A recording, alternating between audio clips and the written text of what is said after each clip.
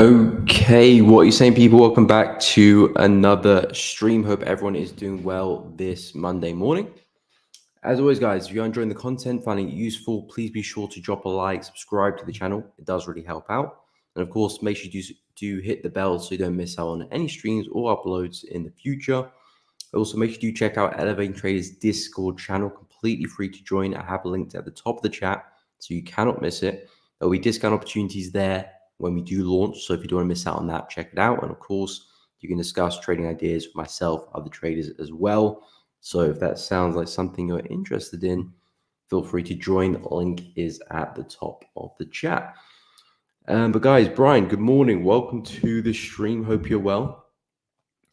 Good luck in this new week to everyone, of course. But of course, we create our own luck.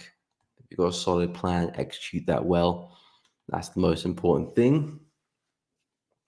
But of course, a bit of good luck won't hurt. Subisu, I keep saying your name differently every time I read it, but hope you're well. Apologize for that. Here to mark the register. I like that.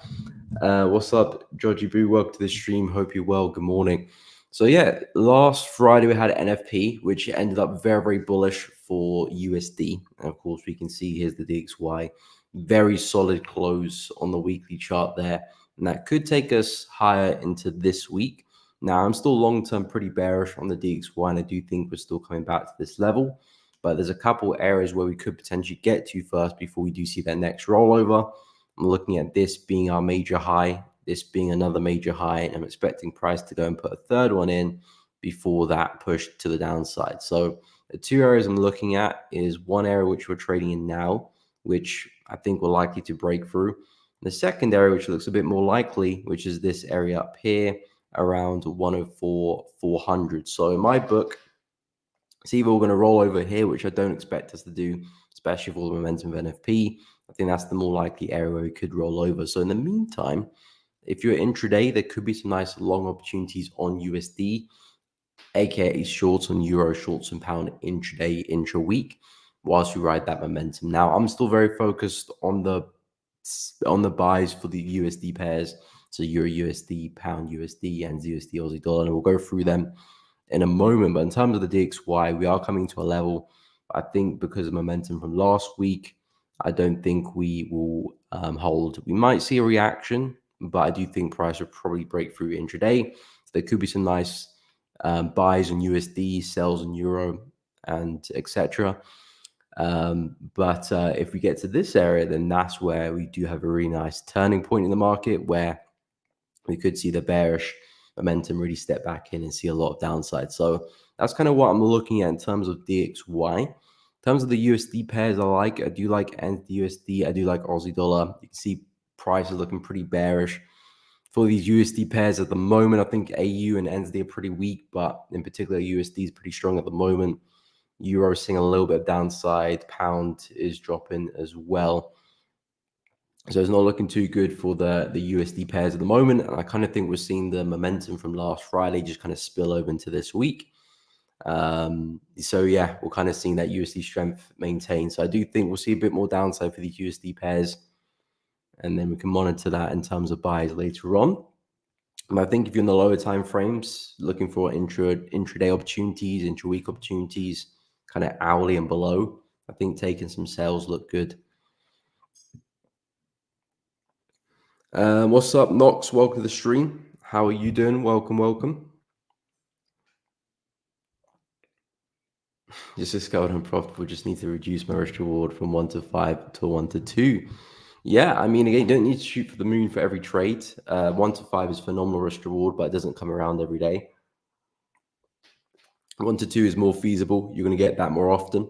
And again, it's just about a balance between risk reward and win rate. You know, if you're going to have a 1 to 5, your win rate is going to be very low because the market has to go, you know, a lot further for you to hit a winner. And if you have a 1 to 2, your win rate will naturally be higher. And of course, you need a higher win rate to compensate as well. So it's all about balance between those two metrics, your risk reward and your win rate. If you get the balance right, then you've got profitability. But yeah, you don't need to shoot for the moon, you know. Sometimes 1 to 2, even a 1 to 1.5 can be very successful with the right win rate. It's just about the consistency. Currently in gold since 26.41. Any thoughts? Okay, we'll touch on gold as well. Another USD pair. So yeah, gold is not as related to DXY as, of course, the dollar crosses are, but there is still correlation there. So with USD very bullish, gold most of the time will head down, but of course sometimes it won't. Under some certain conditions, we could still see gold push up as well, and that could be what we're in for at the moment, because gold in the higher time frames, in terms of looking at market structure, is still showing me a lot of bullish momentum. No signs of this one really slowing down. Yes, we've got a bit of a pause in the market there, but to me that looks more like a correction rather than price is going to suddenly absolutely melt to the downside. Of course, anything can happen, which is why we manage risk, but in my book, this is still looking like a correction. So I still do expect us to break higher. Now, it's been a bit awkward to trade, I must admit. It pretty much is a consolidation here with gold. So I think intraday gold looks really good if you can get the breakout of this area and then some buys on top and just kind of continue with those breaking retest opportunities. But you said you're in the buy from 26.41, which is roughly around here-ish, so more or less around that low. Where's your stop loss for the position? I would guess either underneath this low here, so around 26.38, or this low here, 26.30. So let me know where your stop loss is. What's up, Will? Welcome to the stream. Hello. Welcome to the stream. Hope you're well and had a good weekend. Yeah, my weekend was not too bad. Hopefully, everyone's weekend was good as well. But yeah, in terms of this gold position, let me know what your stop loss is. But in terms of direction, I'm with you. I'm very, very bullish on gold as well. I'm not a big fan of the noise here. I think if you can clear that and use that to advantage with a nice retest of the high here, simple things down, especially if gold really breaks out with a lot of momentum, that would be really nice. But in terms of direction, I wouldn't be looking for shorts at all in these conditions. The market's still very, very bullish. So, upside is the way I'm expecting price to move into. And a strong break at the high could be looking good. Of course, buys down low look good as well. But there's just a lot of noise now as market keeps moving up and down. So I like the buys there, but you got some obstacles in your way. So maybe taking some profits around the high here could make some sense, or even the high there as well. But if you're looking for a trend, the breakout, this could be the best bet, or even buying the breakout as well. Yeah, gold's PA, not the best at the moment. Not the best at the moment. Okay, 26.38. Okay, so underneath that low there. So around here somewhere. So yeah, not bad. Not bad. I bet the risk reward's looking nice. Do you have a target for that trade, or just seeing how far you can take it? I mean, effectively, gold is ranging. You've bought, pretty much at the low of the range there. So, you've got highs around here, which you need to watch out for, around 26.64, 26.70, I'd say watch out for. And that could just be a really nice trade within itself. But yeah, not bad at all.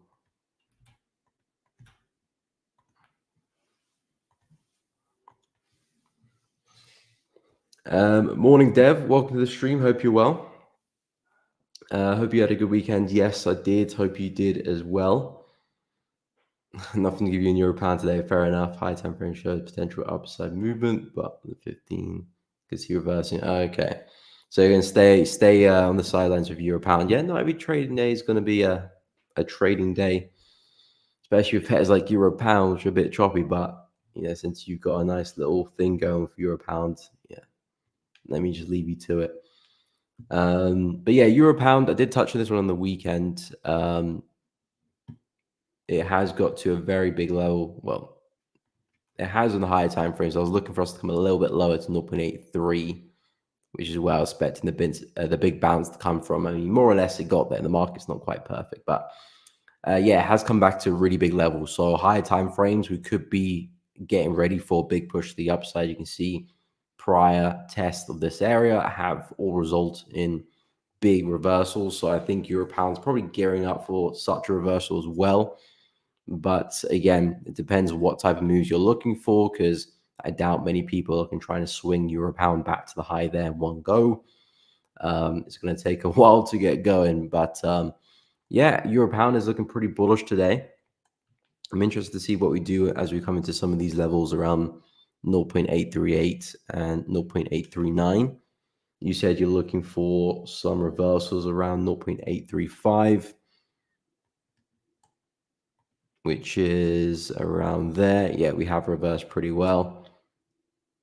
And we're seeing a lot of momentum as well. It looks like pound is pretty weak again. But yeah, not the biggest fan of this market, I have to say. I think soon come, we'll probably see something like that and reverse this bearish trend here.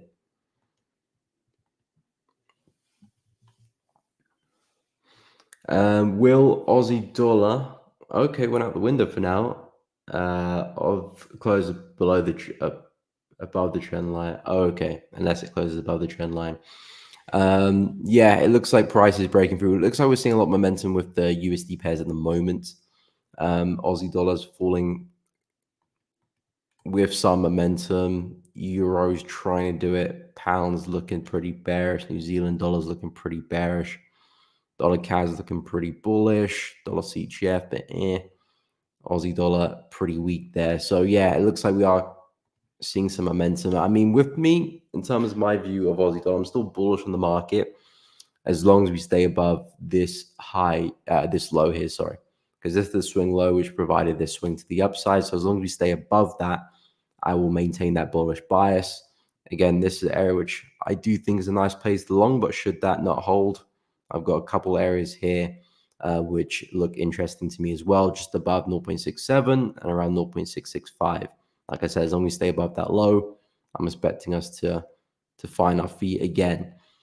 But yeah, I'm still going to maintain that bullish bias. Maybe the setup is just not going to occur at this high here, which we're looking at. Maybe it's going to occur a little bit further down. Same with the USD as well. But we'll see. Things can change pretty quickly. I know we're looking very bearish now, but potentially this afternoon things could turn around and we're looking very bullish as well. So things can turn around. But yeah, definitely seeing a lot of bearish momentum at the moment with Aussie dollar and the other USD pairs as well. What's up, Holy One? Welcome to the stream. Hope you're well. Two big swings in Euro CHF and Pound CHF. Yen pairs, all buys, just need the pullback to complete. Okay, so you got a lot of pairs on your radar there.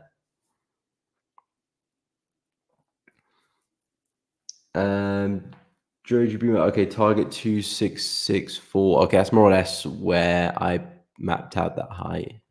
Let me go back to gold quickly. So yeah, 2664 is roughly around there. So I think that's a really reasonable target as well, because effectively all gold is doing is ranging in this area. You've bought the low, you're kind of expecting price to push back to the high, and yeah, that's a successful play of the range there. So I can't knock it. Not really my type of trade. I like my trending markets. I mean, gold is trending, to be honest. It's just kind of ranging for now. But yeah, I would expect us to move back to the high there around that area 2664, and then we can see what happens from then on.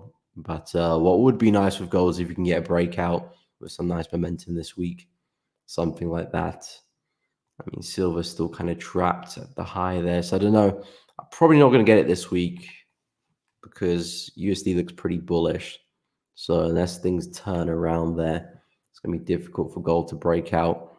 Not impossible, but just difficult because USD is pretty strong still.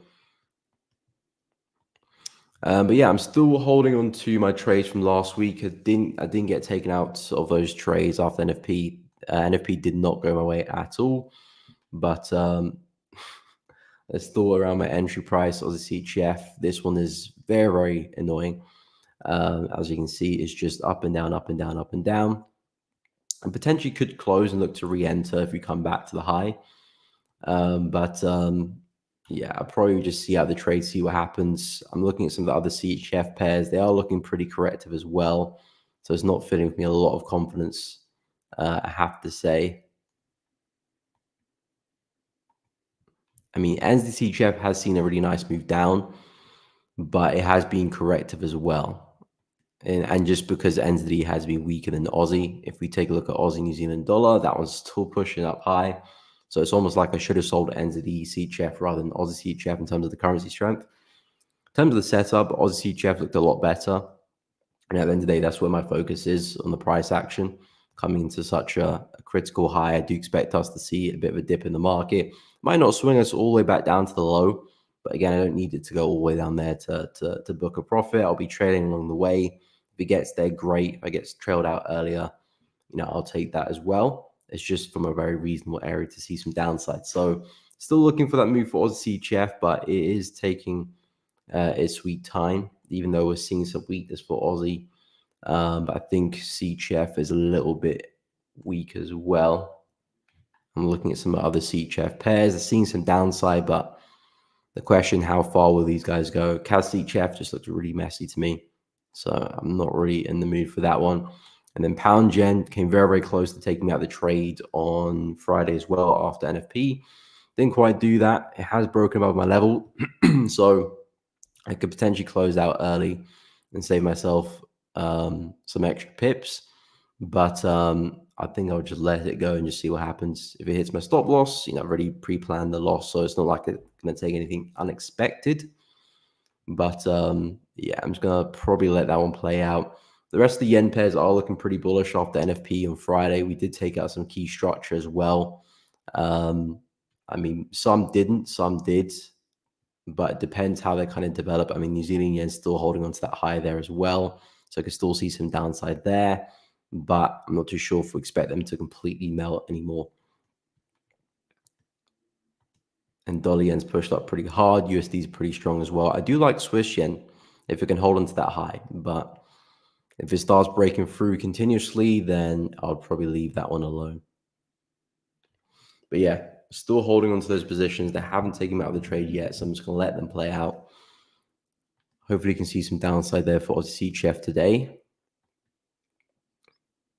And then I can start trading. But we'll see how things goes with those positions. It's been probably a week and a couple of days for the pound yen trade. And it's probably coming up to a week there for the Aussie CHF trade. So taking their sweet time. Holy one. Aussie CHF is telling you to buy. Okay, if it drops, I'll get in again. I just need to pull back to get in. Yeah, well, hopefully it drops for my sake and for your sake, I guess, so I can start trading. But yeah, I'm still pretty bearish on Aussie CHF. For me to be looking for a buy, it needs to break that high there at 0.58692. If it can break that high, then I'll be looking for a push to the highs up here. But because it's still within that range, still respecting that level there, to me, that is still very bearish for me. So I'm looking for that move. But should it just be a slight dip and then we break through, then I'll reanalyze and probably look for the buys in the retest. But because we're still bouncing, I'm still looking for that bearish move as well. And with the higher time frames being particularly bearish as well. So I'm not bullish in Aussie CHF until we break the high. As long as we stay below, I'll keep that bearish bias. No problem, Georgie Boo. Happy to help. What's up, Kadam? Welcome to the stream. Hope you're well. Just came to the live as we're stuck in a meeting. Okay, no problem. Hope you are doing good. Welcome. You need to give me some profit first, then you jump in. How nice of you to wait, Holy One. How nice of you to wait.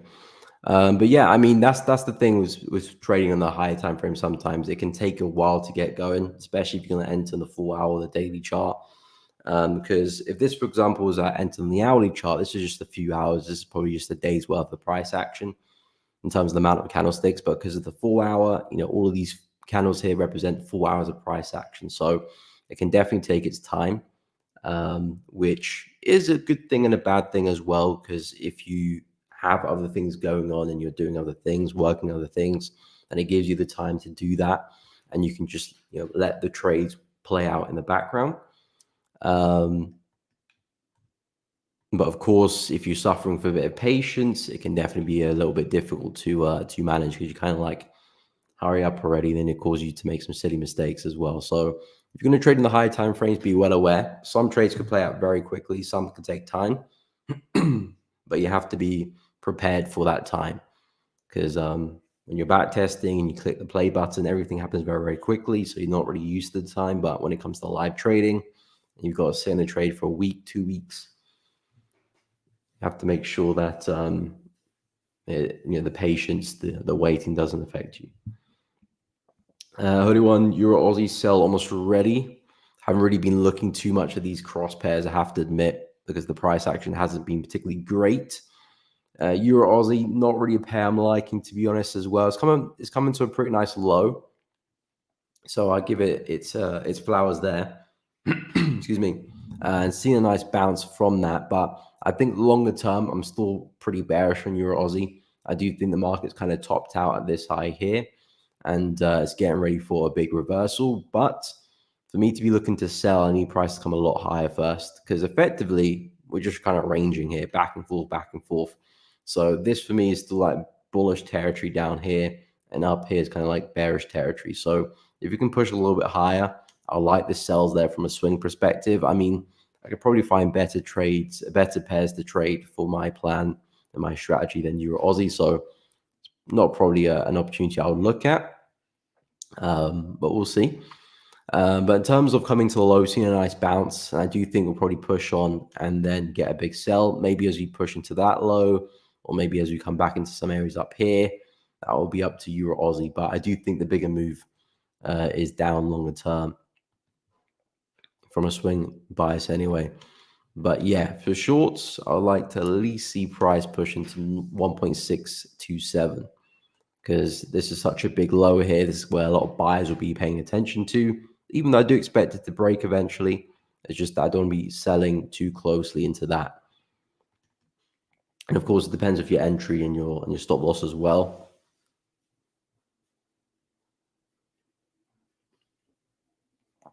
Okay, only take it back to the low note. Okay, fair enough. Of course, if you're looking for something more intraday, then of course you can get away with it.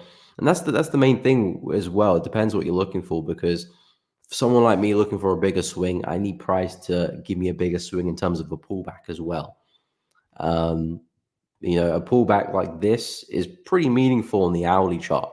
We've already seen a decent up move, but on the daily chart, it's just a couple of candlesticks, so it doesn't have much meaning. But then again, that move up there is a trade for someone. The move down there is a trade for someone. The swing up here is another trade for someone as well. So it's really important to understand what you're after, and not kind of let anything else distract you, really, because there's a million ways to trade the market. You just need to know, one way and know it well. But in terms of my analysis for Euro Aussie, it's just a very, very choppy pair. So that's why I haven't really been focused on pairs like Euro Aussie, Euro NZE, Pound NZE, Pound Aussie. They're just very, very choppy right now. And compare it to some of the CHF pairs, which have trended better, although the CHF pairs are getting a little bit choppy now. But the yen pairs, which I was trading Pound Yen, this one just looks a little bit cleaner in terms of the price action. And for me, the clarity in the price action and clarity in the trend has a high importance. So I haven't really been focused on some of those pairs, to be honest.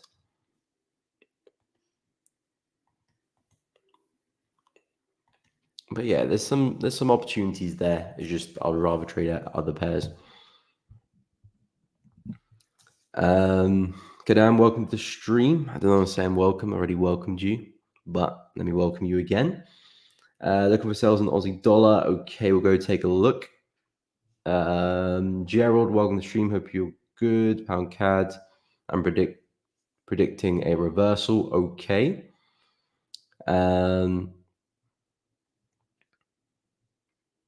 Talking about EuroCAD, not Aussie CAD.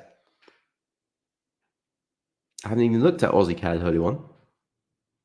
Do you mean Aussie CHF? So you mean EuroCAD, not Aussie CHF? Yeah, that's a big mix up there. Anyway, okay, I'll go through Aussie dollar first, take a look at Pound CAD, then potentially we'll look at EuroCAD if Holy One can confirm for us.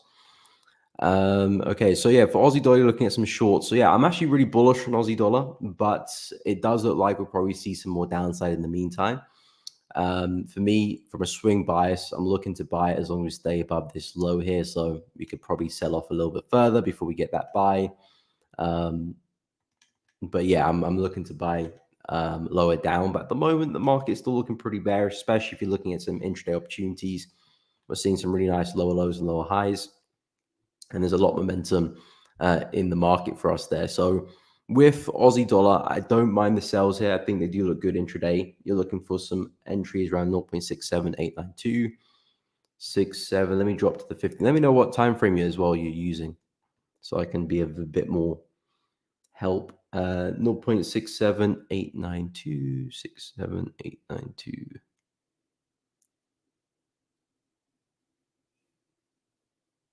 Okay, so roughly around here. Looks like coming back into that low there. Take profit 673, 673. Okay, so you're looking for a pretty big move here. 673.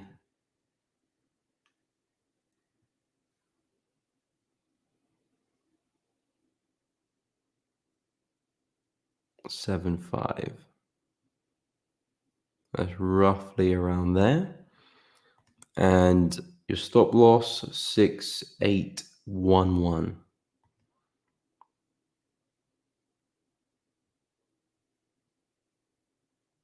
So just above the high there, and your entries around here-ish. Not the biggest fan of it, to be honest. Not because we can't see the move to 0.67375 to your take profit, not because we can't get there. It's just with how the market is moving and how choppy the market is. Yeah.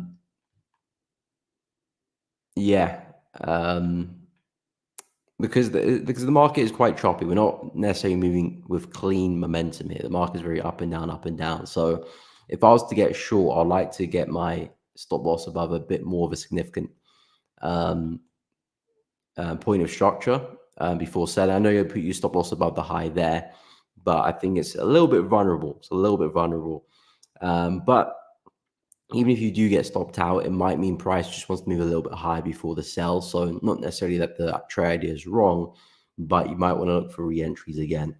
Because I think if the market's going to have a bigger correction, I think USD probably still has a bit more strength in the tank as well. So I do think Aussie dollar will see that drop to your take profit. I think we probably will get there. It just might mean that we might have a bigger pullback first before doing it. So if that does happen, don't be put off that. It might just mean you need to enter a little bit higher up and find a new entry. But yeah, I do think we can get to 0.67375. My second area, which I want to buy from, is down here, which is even further down from your take profit. So I do like where you're targeting. It's just that, yeah, I'm not the biggest fan of the stop loss there, just in case we go through a slightly bigger correction, and that can just take you out of the trade. So that's the only thing I don't like. But yeah, I think as long as USD sees that strength, we probably will see that move happen. I mean, USD is at a pretty critical level now, but I do think we'll probably retrace a little bit higher up. So yeah, that's kind of where I'm at with Aussie dollar. Okay, trading on the hourly. So yeah, just not the biggest fan of the stop loss. I mean, it's above structure, so the fundamental idea is correct. You put it above a place of safety. So it's just I like it to be a bit more meaningful that, and that might be me just being picky. But yeah, as long as you trace, following a plan, ticks the boxes, see it through. Like I said, if it does come a little bit higher up, probably still keep that and look for some re-entries as well. Anyway, we'll go through pound CAD for Gerald. Okay, EuroCAD. Okay, wait, EuroCAD for a sell? Oh, okay. Euro 80 is not on your radar. EuroCAD. Okay. Confused me. It's too early in the week for all of this confusion. Only one. Looking for a short on Odyssey Chef. Once it breaks 0.579, the weekly candles show exhaustion, the resistance 50 EMA on the weekly chart. Okay, some nice confluences there. Well, yeah, I'm currently short on Aussie CHF, so hopefully we do see that downside. But I'll take a look at that 0.57981 level you just mentioned. Will, current plans, Pan USD 130.3 euro. Okay, looking for buys. Okay, we'll go touch on those as well. No problem, Kadam. Happy to help. If you guys are enjoying the stream, by the way, please be sure to drop a like and subscribe. It does really help out. I do appreciate everyone who has done so. Okay, so we'll take a look at pound CAD. So pound CAD, you said you're looking for a reversal. I assume you mean for buys because the market has been falling over the past few days. Let me know if you're looking for like the reversal of this daily trend here, or unless you're talking about the reversal of this smaller bearish trend. Let me know what you're referring to. In terms of the larger trend, I do think that's going to reverse soon, but I'm not going to expect it to reverse without signs of the reversal yet, because at the moment the market's still pretty consistent with all of these higher lows. So until we start to break some of that, I'm not going to predict the reversal. If we do, great, and we start putting some lower highs in, then yeah, we'll go for some shorts and some big reversals. But for now, the trend is still very much in flow. So I do like the buys here with pound CAD, but I would wait for us to come a little bit lower into this area here, 1.77. There's a pretty big level up here as well. I think looking to trade that range makes a lot of sense. Say, for example, we get the sell-off into this area, some nice rejection, a push back into the high. I think that's a nice trade within itself. Probably looking at a nice 1-to-1, 1-to-2, 1-to-3, depending on your entry. There's a possibility we may continue the trend right back to the high.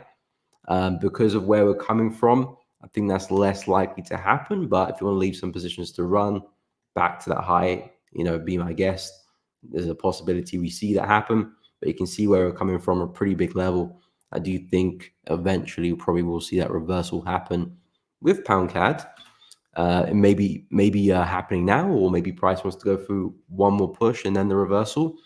We'll find out when that happens. But in terms of a solid place for a buy, I think 1.77 still looks really, really good. And I would say a push back to the high there looks like a reasonable target to me. And we may break out, we may hold it and come down. That'll be up to price. But in terms of a nice place for a buy, I like it. And if you're referring to the big reversal, like I said, I want to see a bit more evidence there before I start looking too short.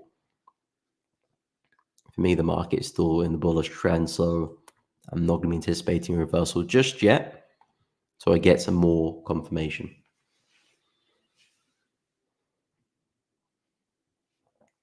Okay, so we'll take a look at Euro CAD. We'll go through Aussie CHF, and then we'll take a look at Pound and Euro. Milan, what's up? Hope you're well. Can we check BTC and oil? No problem. I'll add them to the list. Let me just go through Euro CAD.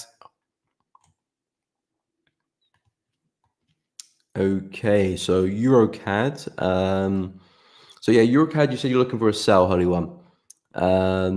Is this another intraday trade, smaller time frame trade, or are you looking for a swing here? Because I like EuroCAD to the downside from a swing point of view as well, because effectively to me it looks like price has just been ranging here. We've got the high of the range there, we've got the low of the range there. You can see the market has struggled to try and break the high, and it looks like price is just going to have kind of a lousy move back to the downside. So that's what I'm looking for EuroCAD. But the big elephant in the room, the big obstacle that we have to break is definitely the support level price is trading at. So although I do think we'll break it, I want to wait for price to break it first before then I anticipate some sales. So if price can take the low out here, then I think it opens the door to the downside. So if I'm looking from a swing point of view, that's kind of move I'll be looking for. The break of this low, then a pullback, then a retest, and then trying to swing that down. That's what I'll be after. But right now, price is still kind of dancing in this level of support. So I'm not the biggest fan of the shorts right now. Again, doesn't mean we can't get the sell. Price looks pretty bearish in the hourly as well. So we might even see a drop now. But because of where we're trading, it's a bit more awkward. I mean, if you're looking at intraday, that's a nice little wick there.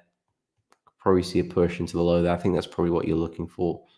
So I don't mind it. It's just got a bit of noise on the left, which is what I don't like. But yeah, if I'm looking to swing trade this and I'm looking to sell it, then I need price to really break through, get the retest, and then look for the shorts afterwards. Maybe back to this area down there. So yeah, I like EuroCAD to the downside and the higher time frames. It's just got some work to do.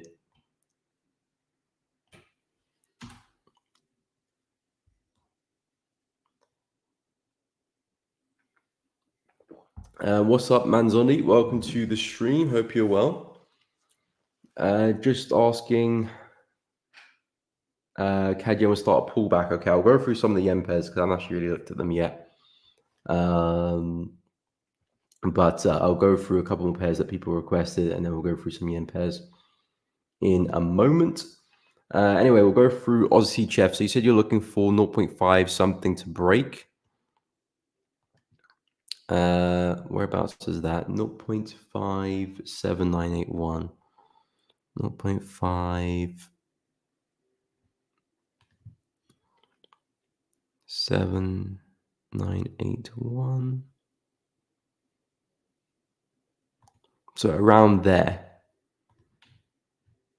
So you're looking for this low here roughly to break, I'm guessing. I mean, it's kind of created a bit of a floor just above us over here. It's literally used my entry as a floor, to be honest, because it keeps respecting that area. If it drops the hourly, it keeps bouncing on that. It's like it's just used my entry as a support level. But yeah, it is definitely struggling to break through this area here around 0.581. So if we can get a break of that, I think that will be what opens up Aussie CHF to the downside. So looking for breaks and retest that. Even an entry on the breakout could make some sense as well. If you have a stop loss above the high here or above the high there, that would make sense. But essentially, if we can get the break of that floor, that should open up Aussie CHF to the downside. So waiting for that break could be quite essential, because let's say price doesn't break through that, then that might take us to the upside there as well. So waiting for the breakout is probably a smart play. Either looking for entries on the breakout or looking for the retest does make sense. But yeah, you're correct. High time frames do look like they're exhausting as well. Weekly throwing some nice wicks there. We've come into a pretty big level on the left. Daily chart throwing a lot of wicks there as well. It's just about now seeing that momentum and if it will come or not. But we shall see. I'm already in the trade since last Tuesday. So yeah, I'm looking for pretty much the same move as you. We'll go through pound and euro. So pound and euro, we've seen some downside, of course, with NFP last week. USD is very bullish, so that's obviously going to send pairs like euro and pound USD to the downside. Now with pound, I'm still bullish on this pair as long as we stay above the high, above the low. If price doesn't break through that, then yeah, price probably is going to have a bigger sell. Might not continue forever. It might just be a bigger pullback in the grand scheme of things, and before price maybe goes for another push like that. But at least in the meantime, there probably will be some nice sales to take if we do take out that low. So with pound, the place to buy for me is that low 1.303, which is roughly where Will suggested. So as long as price can hold that for pound, I think that's a really nice place for a buy, and possibly looking to swing it back to the high, or at least back to this area here around 1.325. So I like pound USD longs from that area. Of course, we're not quite there yet, so I need to see how price is going to react with it. And things look good. I do like the buys there back up again, and things look really good. Maybe we get back to the high there as well. So I think the buys for 1.303 look really good. And euro as well. I like euro just as much as pound. And of course, they're very, very similar pairs, so they do similar things. But with euro coming into some nice areas to buy as well, 1.095 roughly and 1.09. Both levels look like really nice places for a buy. I was looking for some longs on this level here last week, but it didn't hold. Price just broke straight through after NFP. Now it looks like we're coming back to test some of these areas. And again, the idea is to see if we can continue with these higher lows. Now we've had another push, looking for that next higher low in this area for us to push to the upside. And again, I would say this is a nice area to maybe consider some partials. maybe this area here as well. But if all things go to plan, we could take euro all the way back to the high around 1.12. But these areas could be some nice place to bank partials or trade a stop. That'll be up to you as a trader. But yeah, I like the buys here for euro. I like the buys for pound. And just about now staying patient, waiting for the entry, waiting for price to get to where we want it to get to, then looking to pounce when the time is right. So yeah, I like the buys there for euro and pound. Not quite there yet though. Maybe Aussie dollar. Looks like Aussie dollar is pulling back a little bit there. So it'll be interesting to see how that 4H candle does close. So yeah, that's where I'm at with euro and pound. We'll go through Bitcoin and oil for Milan, and then we'll take a look at some yen pairs. Okay, we'll be intraday. Okay, fair enough. My heart's waiting for C-Chef pairs for swings. I want one big trade this week at least. Oh, okay, so yeah, you're not done with the swing trading. You're just doing some day trading as well then. Early one.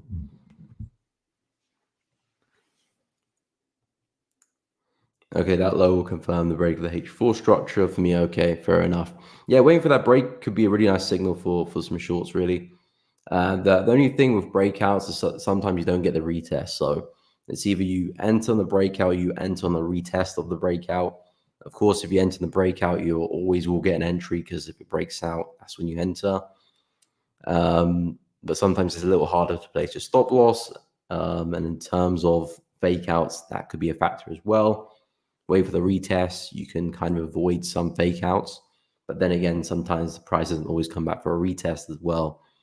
Sometimes you break out and you just fly, so or collapse. So there's pros and cons with both ways. It's just about finding the right one for you and focusing on that with practice, of course. But yeah, let me go through Bitcoin and oil for Milan. So BTC, I'm still pretty bearish on BTC. We've been moving in this descending channel for a very long time. And as long as we stay in that channel, I'm going to retain that bearish bias. Let me draw that again. There we go. So we've got the lovely descending channel here. We've got the equal highs up there, equal lows down there, relative to the trend line. And I'm looking for us to reverse and push back into the low. If we do have a breakout, I'll stand corrected. And then we can start talking about some retests and some buys. Because again, if we do get a breakout of this channel, I expect us to go through a similar sort of situation like this, just over here now. So at that point, we're just looking for the pullbacks and just trying to, buy the dips there as we continue higher. So if Bitcoin does see a forceful break of the channel here, maybe we're going to see that next bull run, but I'm not going to believe into that until I see it happen. So for now, I'm still looking for another swing back to the low. I know there's some support around here around 52K, which is starting to hold. But as long as we stay in the channel, I'm going to stay bearish with Bitcoin, especially as we do approach the high there. So I think shorts look good. Shorts look good. I marked out this high here as well. Shorts around there look good. If we come a little bit higher, we might double top around here. But from either one of those areas, I think some nice swings on Bitcoin look really good, especially in terms of the risk reward as well. If you can find some entries down the 4 hour, maybe even lower as well, then you're looking at a really healthy risk reward back to the low. If of course price decides it wants to break out and break to the upside, then of course we can speak about the buys and talk about potentially a big breakout.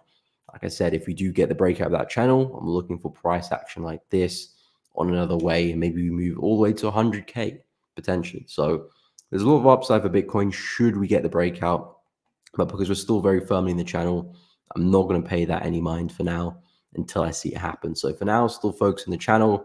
We've been successful every time we've retested the channel high. So I expect that to continue again and a swing back to 54, 52K. And then we'll rinse and repeat, see what we can do at the low.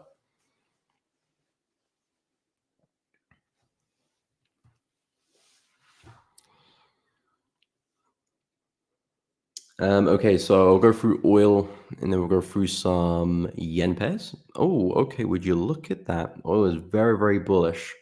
I hadn't looked at oil since last Thursday or Friday. Yeah, when price was testing the high there. Was that NFP when we broke through? No, we broke through on Thursday. So yeah, I haven't looked at oil since Thursday. So this bullishness is all news to me, and that must mean CAD is being pretty strong. Yeah, and it kind of has. Pound CAD's been falling, New Zealand CAD's been falling, Aussie CAD's been falling, and same with Euro CAD as well. Dollar CAD's been rising, but then USD has been pretty strong too. So I'm not going to read too much into that, but yeah, CAD oil has been flying high there. So now that we've broken back above 72, I do like the buys on the retest of that area. I think sales still look good as we start to approach some of these areas up here. Definitely because this was the last high we had in the market, last major high we had before we created a new low. Here we did form a high, but it didn't create a new low. So this high is not of that much significance. Now the price is breaking through that. I think this is still a nice place for a short. And I also like this place for a buy as well if we come back into 72.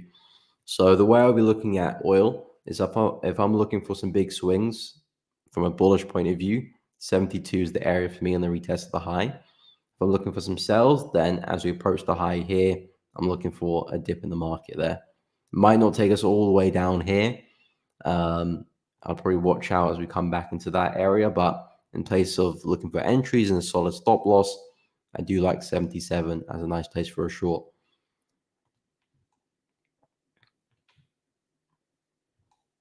Yeah, but very, very bullish from oil. Very, very bullish.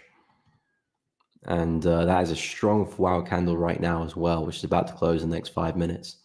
So most likely we'll probably keep pushing onto the high there, and you're probably looking at some shorts.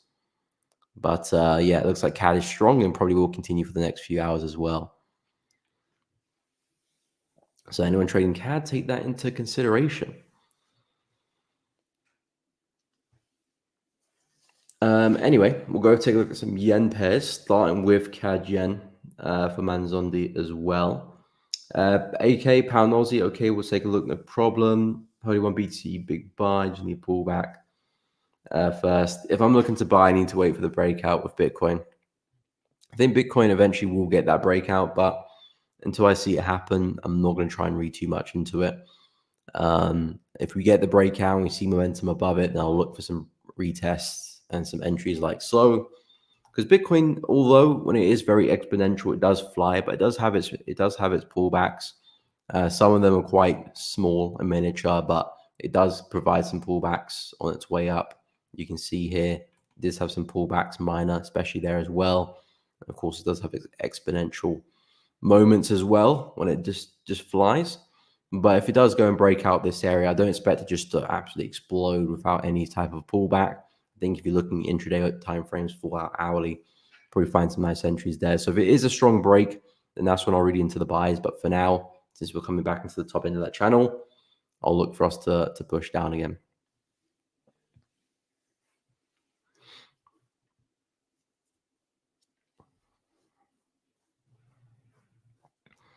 Okay, you can dropping, but from the daily, I'm breaking a rule, so not getting. Oh, okay. Which rule is that you're breaking, anyone? CTFG, okay, yeah, we'll go through some yen pairs. What's up, Ben? Happy Monday, right back at you. Hope you're doing good. Tom, afternoon. Welcome to the stream. Hope you're well. Holy one. Okay, hence we said move down first. Okay, so yeah, if we do have a move down, then that could be a really nice place for a buy as well. Because last time we had a move down, we did hit the low of the channel, but we didn't create a new low. A low there, lower low, then technically a higher low there. So maybe that's a sign that Bitcoin is slowly reversing. But yeah, if I'm going to pick up some longs, it's got to be down there or on the break of the high. Anyway, let's go through some yen pairs. So CAD yen, of course, with the yen pairs, everything was extremely bullish on Friday. Yen was very, very weak, and all the yen pairs flew to the moon. Well, not really, actually. It was just a bullish day. Didn't really do too much. But yeah, CAD yen has looked pretty bullish. The key thing for me with CAD yen is that I didn't really want to see it break the high here. Now, we could break back inside, and then I'll rethink things with CAD yen, because at the end of the day, this is not necessarily a humongous breakout that will change my complete bias together a breakout like this is of significance, yes, but if it comes back in, then I'm just going to view it as a bit of a fake out. So with CAD Yen, we're at an area where it's a bit of a crossroad. If price uses this as support, we can potentially fly and see some upside. If we come back inside, I think we're back in bearish territory again. I'm looking for a big swing because the way I'm looking at CAD Yen right now is something like this as a correction of this massive dump. So something like that. And now we're back at the high there. I'm looking at this move. So that's the move I'm interested with most of the yen pairs. CAD Yen as well. Of course, a bit more difficult with CAD Yen because of oil, but at least from a technical point of view, in terms of PA, this is a nice place for a short if we were to come back underneath the low. If not, price may just use it as support. I mean, it's retesting at the moment now, and price could use that to continue much higher if it wants to. So that's very much a play that could happen. And to trigger the shorts, we've got to see price really break back inside, because there's a lot of momentum here with this push, and then very much could just be a retest to continue. But if we push down pretty hard, then yeah, I like that a lot, and then I'm expecting more of the same. So it's going to be up to CAD Yen, what we do at that high there. I think in terms of intraday opportunities, you're probably still focusing on the buys here with that breakout and the pullback. I'm already starting to stall there as well. So if you can use this as support, there's just a lot of upside potential. But should it fail and break inside, that's when I think the sells are back on, and I'll re-look at things from a bearish lens. But for now, we'll see what we can do in that retest. It's holding so far. I think if we can see some bullish momentum come back in, now look good for an entry. Still a little bit sluggish right now. I mean, this hourly candle is about to close in the next 30 seconds, and it looks more or less like a doji to me. So if you can see a stronger close next hourly, that could be a nice entry. And yeah, you got a pretty clean target back to the high. But from a swing point of view, I'm looking for us to see if we can break back in, and then I'll start re-looking for shorts. Not really on CAD Yen. I think some other yen pairs look better for the shorts, but for CAD Yen, that's what I'll be after anyway. Appreciate it, Shadrach. Tom speaking about CAD strength, looking for buy CAD Yen 108.7 with a bearish view on yen. So where is that? 108.7, 108.7. Okay, so you're looking for retest the high there. Yeah, I mean, again, if the market is going to retest this area and continue, that's the area you're expecting it to hold. So I can't knock the buys there for CAD Yen, but with me in the higher time frames, I'm still looking at this being a continuation. I know we have sort of broken the high, which is what I was speaking on last week. If we broke the high, I'll reinvestigate and potentially switch my bias. But because it's only a slight break, that's not enough for me to really consider looking to change my bias just yet. And again, I'm looking more from a daily, weekly standpoint as well. So if we do start retesting low time frame structure and start trending higher up, then yeah, I'll rethink my bias at that point. But if I see a convincing close either today or tomorrow back underneath that range, back underneath that high, then yeah, I think the sells are back on again. But for now, yeah, with that momentum from NFP, we've seen some really nice higher highs and higher lows. The market's been trending pretty well. So I can't knock the buys here. I can't knock the buys, at least intraday, back to, what's that, 109.6, 109.7. And then we can see what happens from then on. But yeah, I'm not looking for buys just yet, at least from a swing point of view, because I know I'm working with a bigger swing than some of you guys. So for me to be looking for buys, I need a little bit more than that. But I can definitely understand from an intraday point of view with all of that momentum.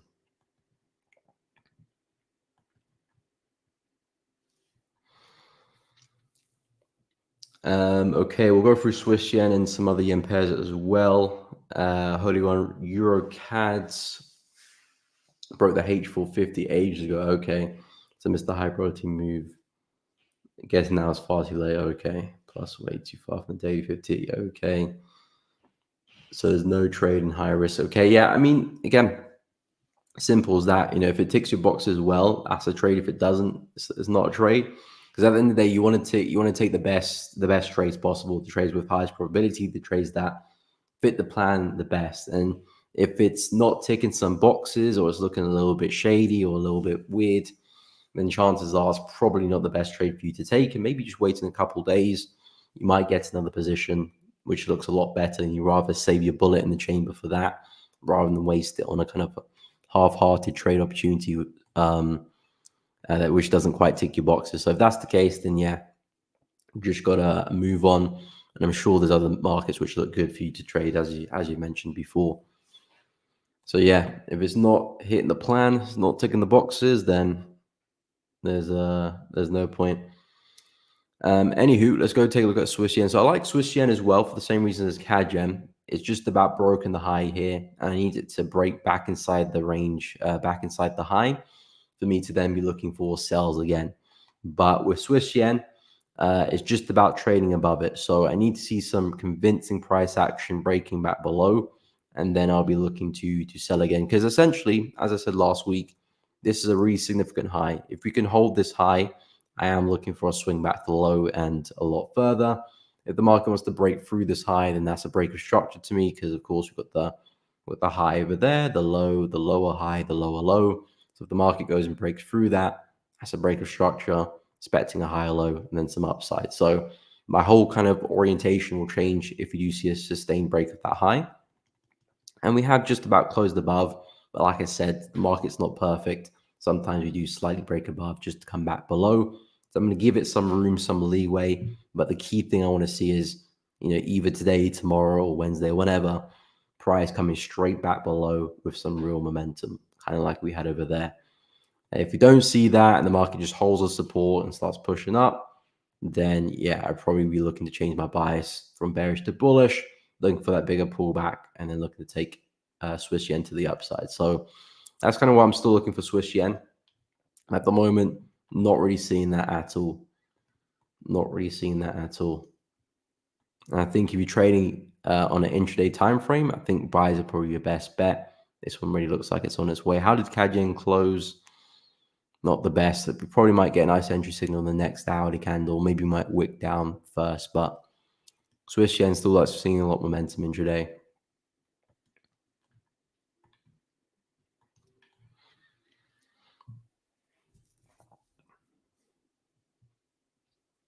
So yeah, that's kind of where I'm at with Swiss yen. We'll take a look at some others as well.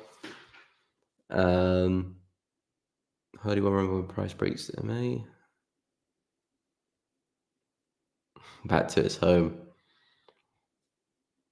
Yeah, that's a nice way of looking at it. Like the moving average, it's in its name. It's the average of price as well. So the further away price gets from the moving average, the more likely it's eventually going to snap back and head back to the moving average as well.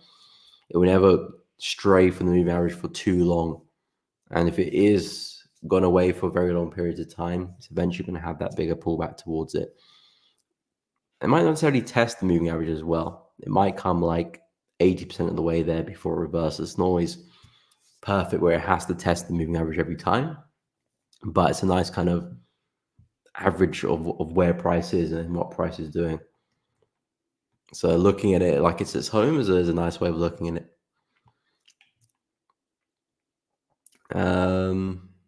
Ben, how long to Aussie CHF melts? You tell me, my man. You still in that trade? Pretty sure you said you were shorting Aussie CHF from last week. Yen due for a bounce. Yeah, possibly. Got my eye on Euro yen for possible shorts this week. Yeah, I like Euro yen as well. I mean, I'm still holding pound yen, so I'm going to see how that one plays out.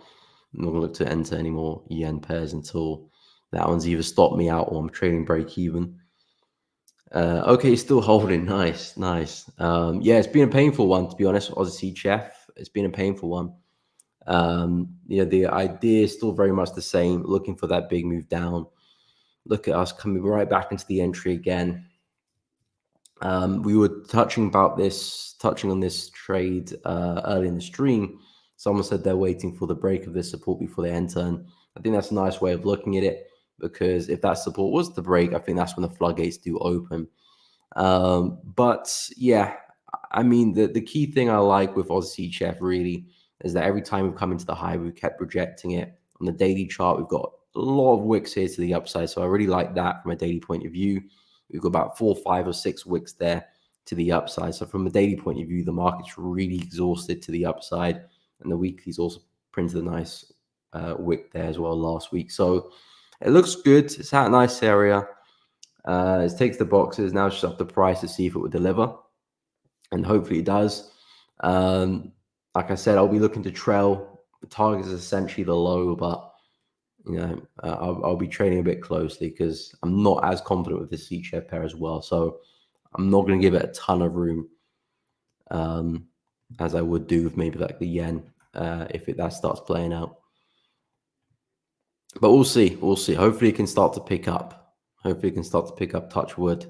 I mean, New Zealand CHF, which is a very similar pair to Aussie CHF, that one's actually been moving pretty nicely. That one's been moving pretty well. Aussie just been sideways. So hopefully we can pick up some pace. Pound CHF is dropping pretty hard. CAD CHF seen some downside. Euro CHF as well. So hopefully. But let me not jinx it. So yeah, we'll go through some more yen pairs whilst we're at it.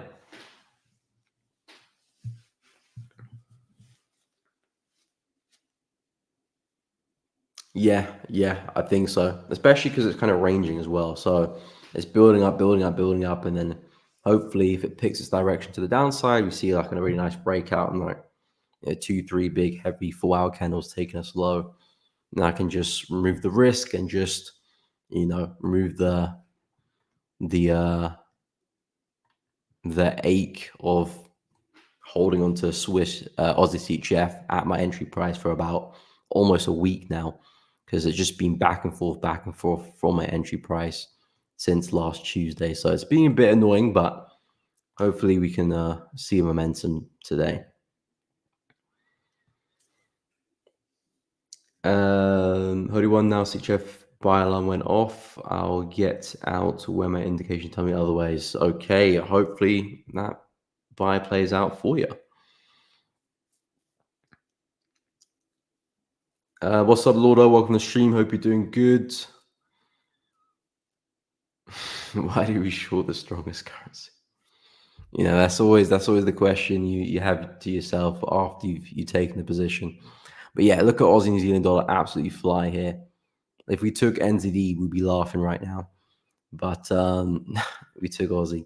But again, with me, I like focusing on the technicals. If the technicals are there and they meet up, I expect the currency strength and the currency weakness to line up with my technicals eventually. New Zealand CHF is sold quite nicely as well, but technicals weren't as good. I mean, it looks like it came back to retest some structure here, but Aussie CHF was just very, very clear at the top of the range high. It just looks so clean to me, so that's why I took the position. Of course, in hindsight, I mean, who was going to expect Aussie New Zealand just to slightly break up to the upside like that? Such a choppy pair. It's difficult to read anyway. But yeah, it's been unfortunate. But hopefully it gets going now, though.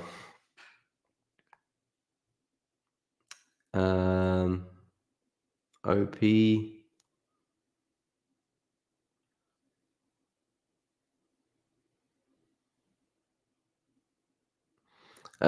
Yeah, because it's normally drawdowns based on equity and balance. It's whichever one comes first.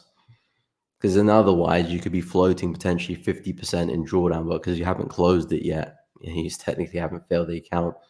But yeah, you don't want to be 50% in drawdown, do you? So it's based on equity and balance. Well, it depends on the firm you're trading with. You will probably want to go double check their FAQs and probably ask some support staff for that to get the proper answer. But majority of funding accounts will be based on equity and drawdown.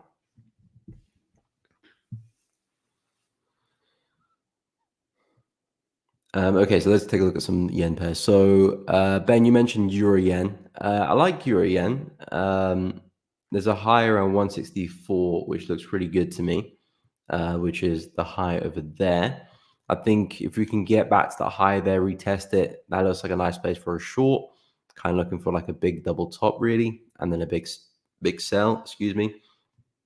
And then essentially looking for price to come back into the low here around 154. So that's kind of what I'm looking at for euro yen. Again, if euro yen starts breaking through this, I'll reanalyze, go again. Maybe I was wrong with that bias, and maybe price was to do something like this and start. Ooh, that is a horrendous drawing.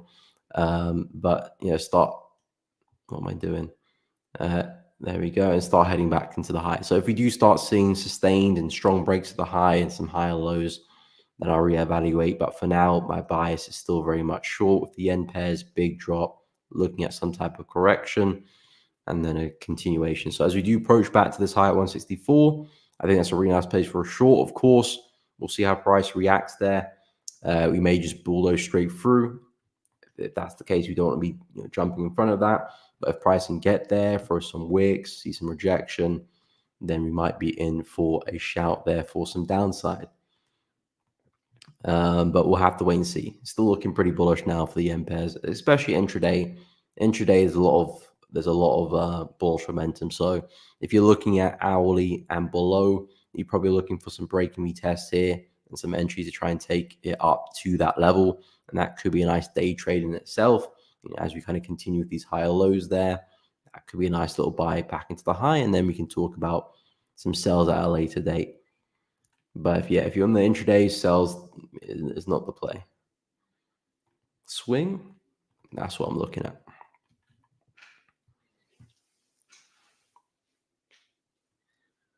Also still taking my needed break. Good. Yeah, again, if you're in that place where you're not thinking clearly and trading has just become very emotional for you, take that break however long you need, a week, 2 weeks, a month, 2 months. The markets aren't going anywhere. They always will be there.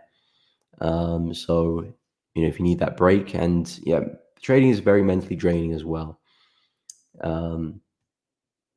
So even if trading's going really well for you, sometimes even taking a break then is needed as well, just to keep you level-headed, whether it's going really well or not well at all. So take that break, and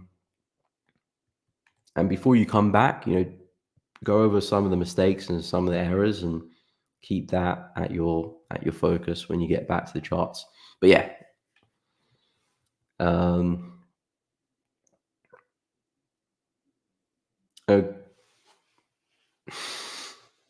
start trading Aussie dollar again, and Aussie will stop ripping. You reckon? That's a good shout, Ben. Not gonna lie, it's a good shout.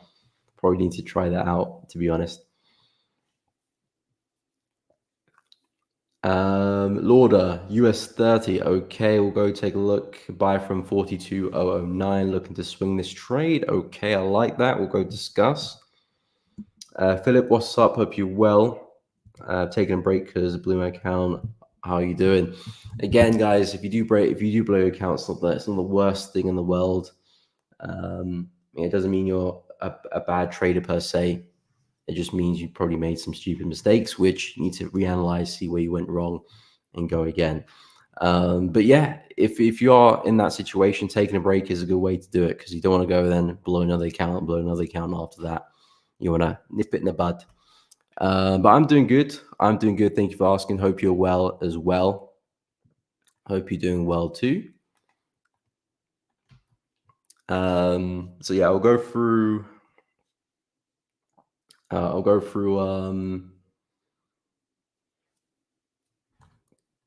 Can't remember which pair someone said. I'll take a look at US 30 for order. If someone has requested a pair, a market have not gone through, just let me know. Otherwise, I'll go through US 30.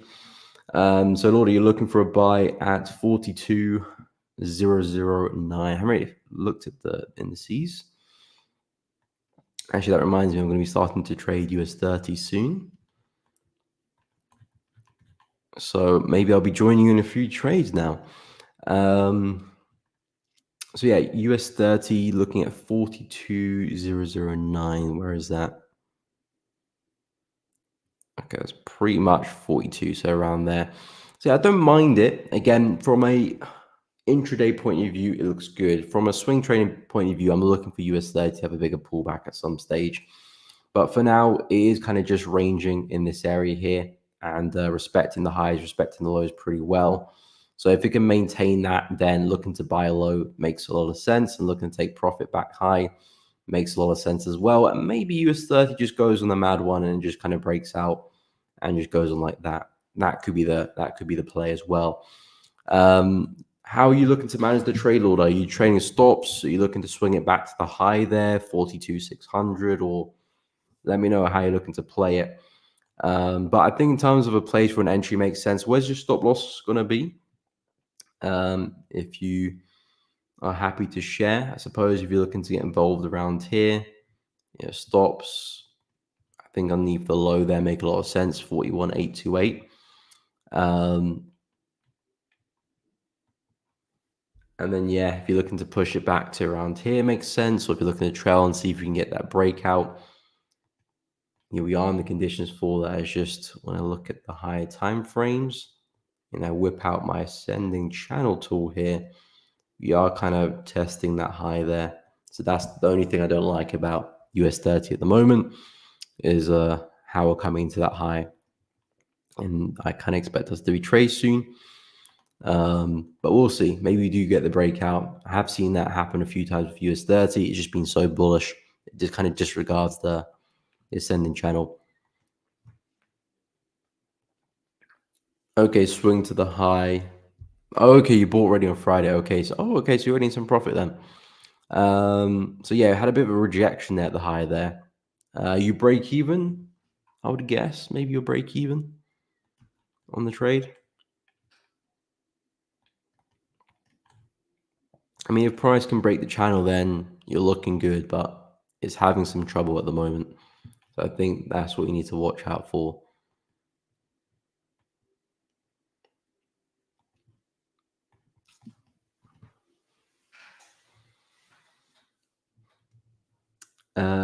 Pound yen, that's the one I forgot to take a look at. Pound Aussie. You requested that a while ago, AK, but we'll take a look, no problem.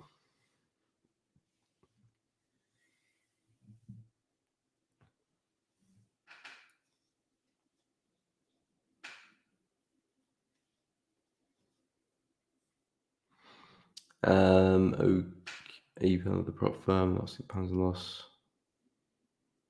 Yeah, that's one way of doing it as well. Holy one, that's one way of doing it. Know the max limit in dollar or percentage, and yeah, don't lose more than that. Effectively, that's the way around it. Again, as long as you're kind of using, for example, if you can't lose more than $500 in a day, then let's say if you take 2 trades a day and you're risking $100 on those 2 trades, then you got no worry at all really about breaching that daily drawdown, because you know that if I'm taking 2 trades on average a day, I'm risking $100 on both trades, then my max loss is $200, maybe a little bit more if you account of swap or whatever, or spread. So at that point, you're very, very calm within the day. Even if you do take 2 losses, you're still very far away. So looking at it like that is a good way of looking at it. I like using percentages rather than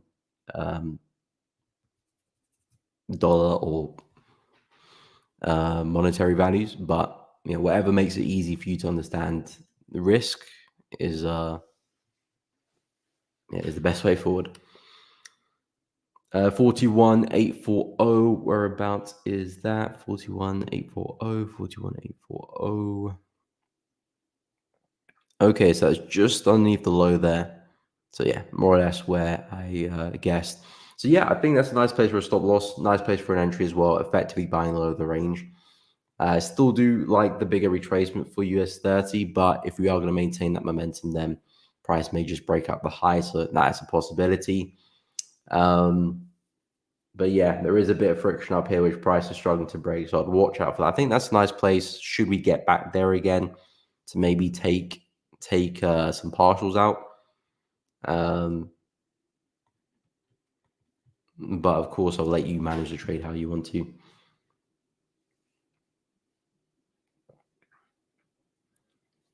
Okay, so yeah, I'm going to break even because it might still run down again. Yeah, true. Again, I mean, that's one of the arguments about break even, if you should go break even or not, because sometimes price will come back, retest the level which you are buying from, and then continue in your direction which you expected. But because you've already gone break even, you've been taking out the trade there as well. So, yeah, that's a good way of looking at it. But of course, sometimes it will come back and then break through the level and take you for a loss as well. So, there's there's pros and cons with it, but essentially, if that level hasn't broken, the trade is still valid. The idea is still there.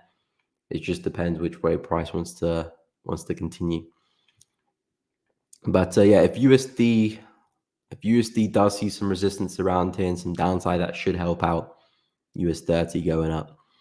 But let me go take a look at pound Aussie and pound yen. So with pound Aussie. So yeah, pound Aussie, not really the biggest fan of this market, I have to say, because it's been quite choppy. I do think longer term, this guy is going to open up through some really nice sells, but they're not quite here yet.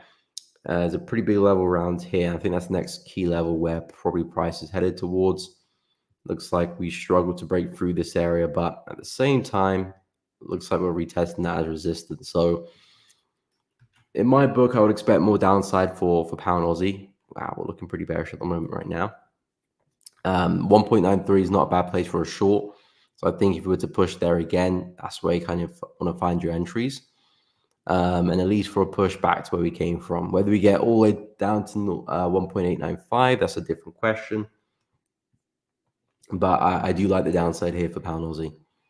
I do like the downside. We broke for the low, kind of retesting it there. And this is a major level of support.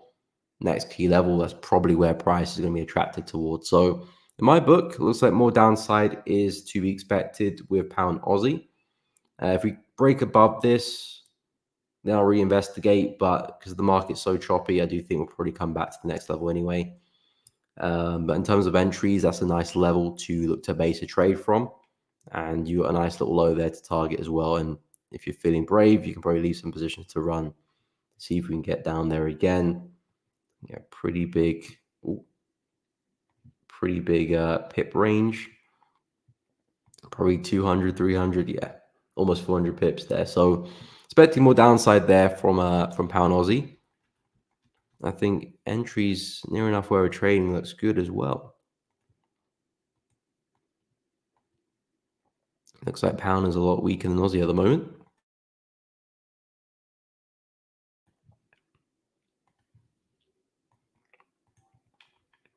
Euro Aussie seeing a bit of downside, but definitely not as much as pound. But yeah, I'm not the biggest fan of these pairs. USD, pound NZD, Euro Aussie, pound Aussie. They're all quite choppy, but they might improve. Anyway, let's take a look at pound yen. So pound yen, I'm still just about in this position. I entered this trade, I think, not last week, the week before Friday. Actually, confirm that for you. Yeah, 27th, and it's just being up and down, up and down. It's not moving too well. My stop loss is just above the high there, so I'm still going to respect that.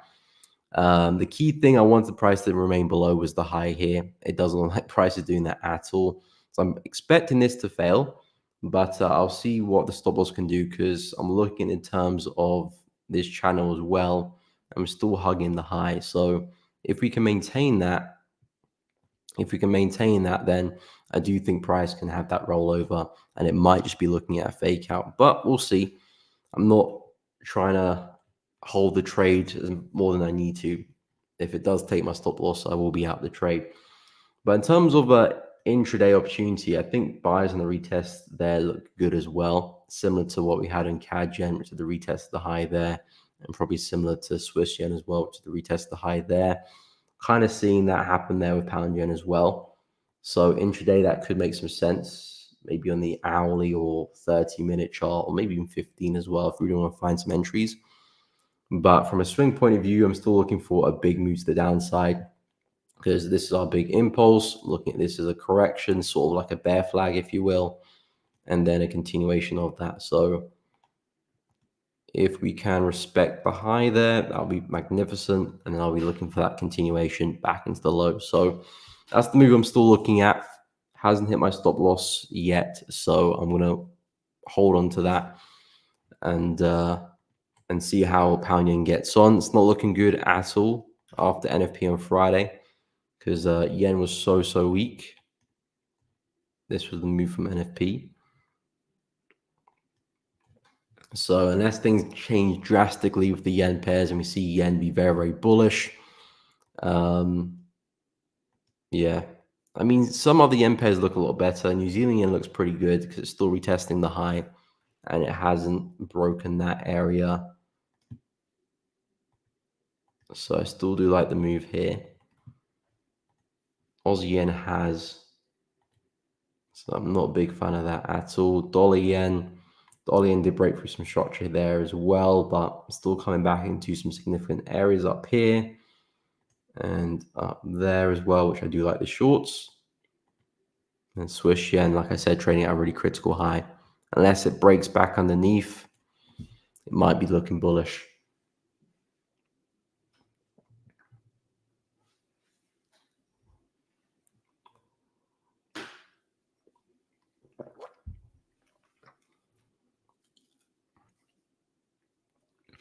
Hoodie one, okay, you're going to get him in probably a few hours. So you're going to enter on the H4? Or are you using the H4 to enter on the lower time frames? GR40 Business 2. You want me to take a look at GR40? I don't understand the business part. UK 100 is looking extremely ugly, even though my H4 says buy. Horrendous. I haven't looked at UK 100 in a while. Oh, yeah, still choppy. I remember I drew this setup here ages ago. I think I drew it when price was like over here or something. So it's been a good couple of weeks where I've had this drawn out and it just hasn't got there. And it hasn't done anything else since then. It's not like it's just trended up or trended down. It just hasn't got anywhere. So I like the buys for UK 100, particularly this level here as well. But I just don't like how it's moving. I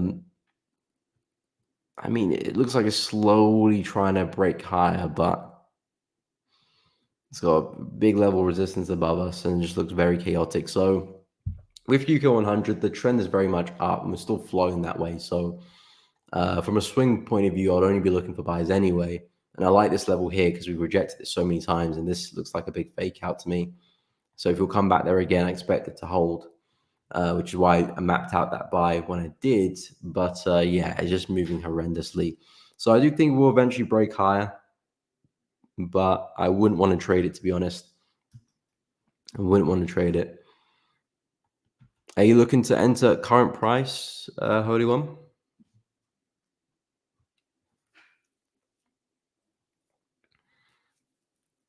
Lord, I admire your mental strength and holding GJ. I appreciate it.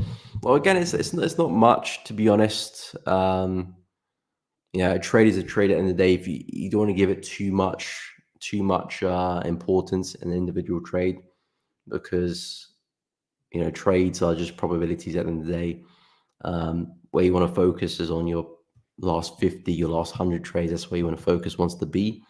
So in terms of just sitting on a trade, essentially, I'm not really doing anything. It's just taking the trade and checking on it every few hours to see how it's going and if I need to manage it in any way.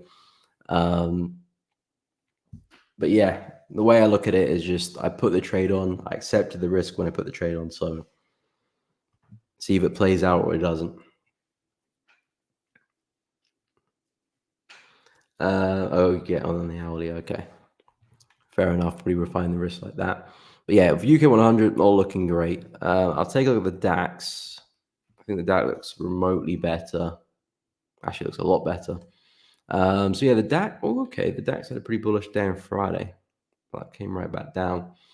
So yeah, with this one, I still do like the buys. It's a solid break that we had the past couple of weeks, but I would be looking at something like this on the DAX, trying to continue with these higher lows and then find the next one, retest the high there around 18,900. That to me looks like a solid buy. and off we go back to the high there as well. So I like the DAX to the upside. I know you trade intraday there, Anton, so I'm not too sure which time frame you're looking at, because you normally like look at the 5 minute or like the 1 minute time frame. You drop right down low, but from a swing point of view, that's what I'm looking at for the DAX. If you want me to look at a specific time frame, let me know. Okay, as you have done, 1 minute.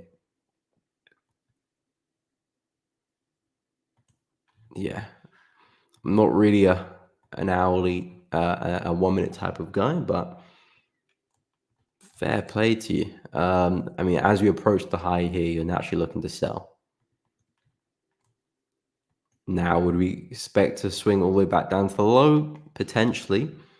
But I think at least for a stop above the high, some shorts around here, maybe we might pinch the high, but I'll look for something like this. I think coming back into that area makes a lot of sense, around 19065. So yeah, I like the shorts down there on the 1 minute, because you had such a big drop. Now price is kind of just consolidating down low. Maybe we are going to eventually break out, but in the meantime, if you can see some nice rejection, I do like the shorts there. Oh, look at that. We just had a big push up higher. See, that's why I don't like the 1 minute. So unexpected. Not necessarily unexpected, but yeah, for example, an hourly chart, that'll take a while to get going, or a full hour. But anyway, in terms of the location, I think the shorts do make a lot of sense there.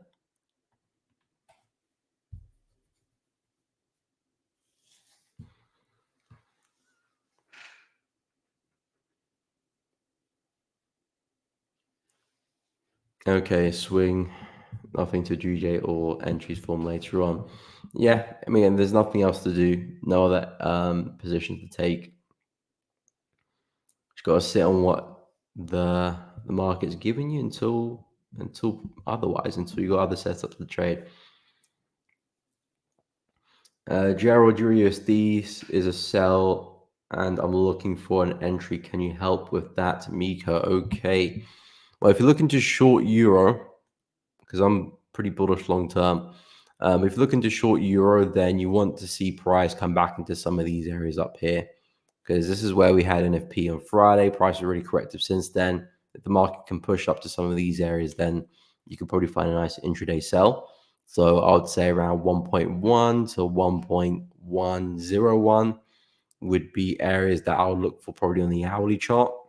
So hourly 30-minute chart will look good to me.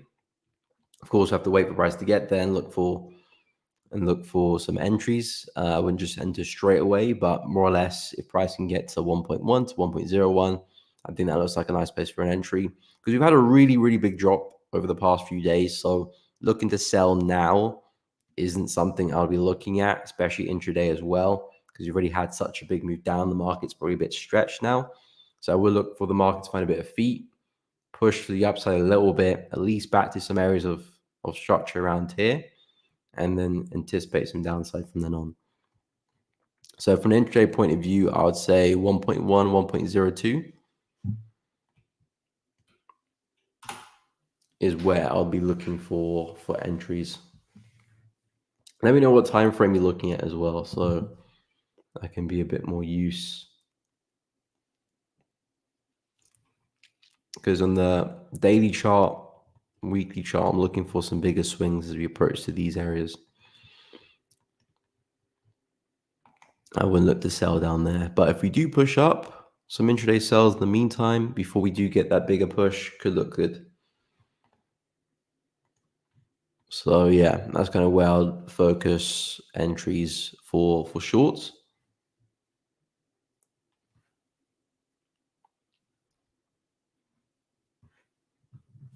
Uh, 1 hour out specious. What does that mean?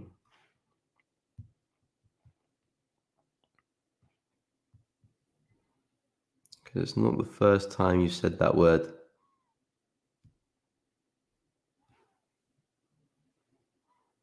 Out specious. Is that even a word?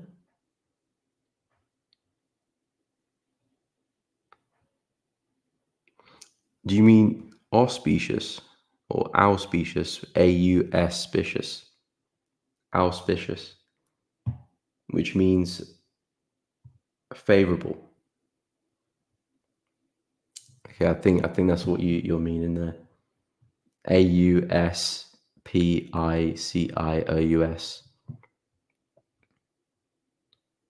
which means favorable. Yeah, speaking in tongues though. 1 hour, I assume you mean for the DAX as well. Like I said, on the lower time frames, I'm not seeing much there. But if we can pull back a little bit more to that daily level, that looks pretty promising to me. So 926. That looks pretty reasonable to me. Price can get there, and then probably a nice swing to the upside.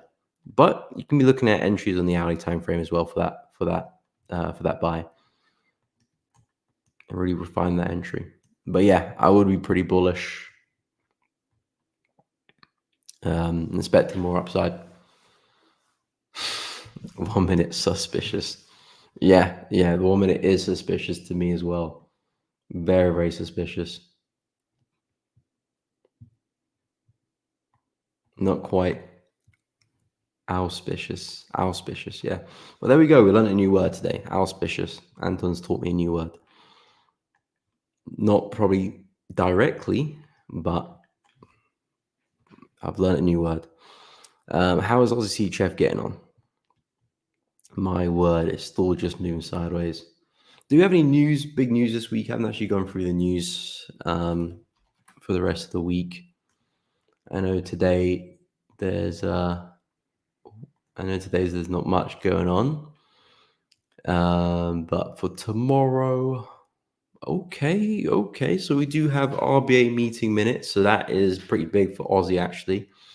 So actually, yeah, I've been asking, can this trade get a move on? And I think we'll probably get it during the night actually, depending on what happens during that meeting for Aussie CHF. But 1:30 a.m. UK time, the Bank of Australia is going to do something, speak about something. So we'll see how that affects the position. Later in the day on Tuesday, we've got CAD balance of trade. Again, not the biggest news event, but might cause a bit of movement here. That's at 1:30 UK time as well. Rest of the day is pretty mild. Wednesday, literally nothing on Wednesday. Oh, nope. There is FOMC minutes. Again, that could cause a bit of movement. The minutes doesn't normally cause, really a big. It's the Fed interest rate, which is the big news event. Minutes is just a bit of chatter, really, which could affect the market force, and definitely something you want to keep an eye on. That's 7 p.m. UK time on Wednesday, but I wouldn't really be too surprised if nothing really happens, to be honest. Thursday, Euro retail sales. Okay, CPI when Thursday. That could be interesting for USD. 130 CPI. So that could be a big mover there on Thursday. And then pound balance of trade, GDP. That's the early hours of the morning. CAD unemployment rate on Friday. And PPI for USD. So there's a couple ones to keep an eye out for. CPI for USD on Thursday. FOMC minutes on Wednesday. I think Australia minutes meeting on Tuesday early hours is the three events I'll probably keep note of. Other than that, not much.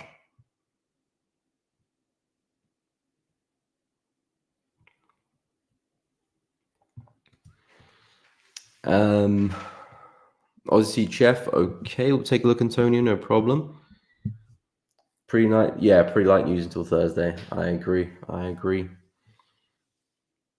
Outer space, is that what you meant? Outer space 1 hour frame? Yeah, I'm not too sure what's going on there, Anton.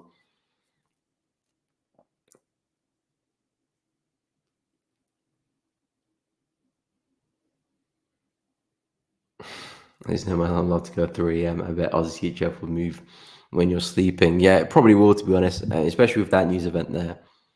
It probably will move when we're sleeping, which is nice because it's always a nice way to wake up and see either your trade has flown into profit or taking you out for a stop loss. It's always a nice way to start the day.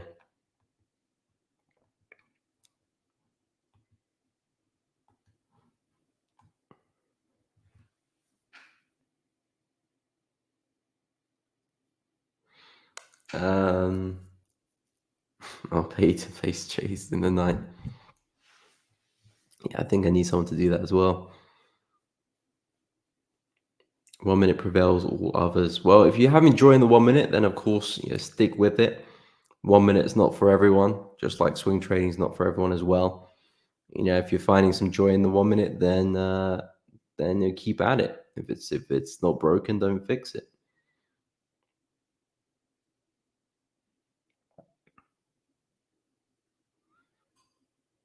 Yeah, Holy One, you need to go and live in Japan or something, mate.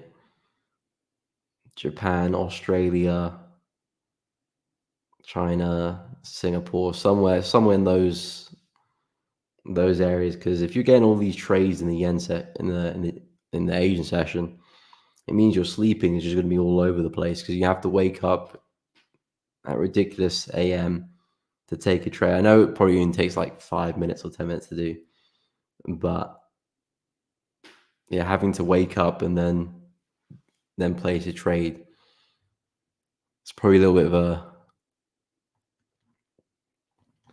bit of a nuisance sometimes, I can imagine.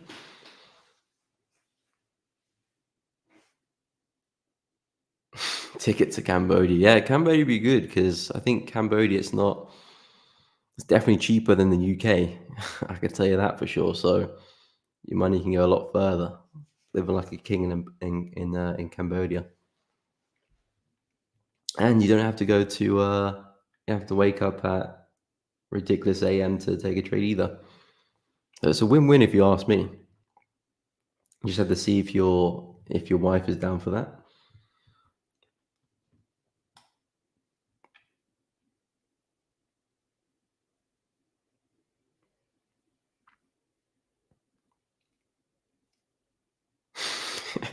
Last time I did a liquidation email. It's not a bad way to start. It's not a bad way to start at all, Ben. Okay, ready to analyze for entry. Never just hear Bram, then just enter blindly. Okay. Okay, so just to analyze for possible entry, which may or may not happen. Yeah, yeah. Like I said, I think living in somewhere in the Asian territory could be convenient. I think even Dubai might not be too bad. I think Dubai is like 4 hours ahead of us, and that's not great actually. Because if you have to enter at 2 a.m., that's still 6 a.m. in Dubai. It's more convenient anyway, because you just about got the Asian session when you're waking up, if you're waking up early. And then you've got the London and you've got New York as well. So you kind of got it all in one day, sort of.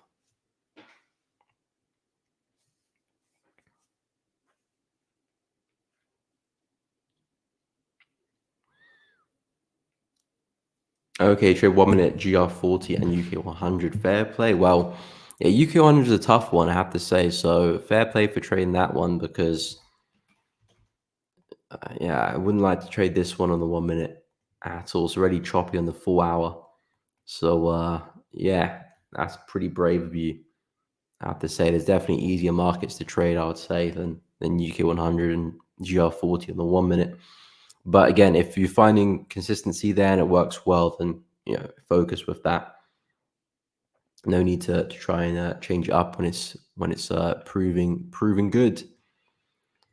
So yeah, my focus will be with Aussie Chef mainly. We'll see what happens with pound yen, but I don't really have high hopes for the yen pairs really. But we'll see how that one goes. Stop loss is still above the high there, so worst case scenario, we'll take the stop. I'll see if I can find some re-entries, but if it's trading above the high there, especially breaking out the channel, I probably don't want to take any sells anyway. Not that we can't see some downside, but it probably would just be a pullback for price to even go even higher. So if the yen pairs do have some big breakouts this week, let's say for example New Zealand yen breaks higher, Probably be looking at some pullbacks like that, take some buys. And that's the thing as well with trading. You can make money going up and down as well. So although I'm really bearish on the end pairs, but if the market does want to have a big move to the upside and continue trending higher, I can change my bias and still take swings in that direction.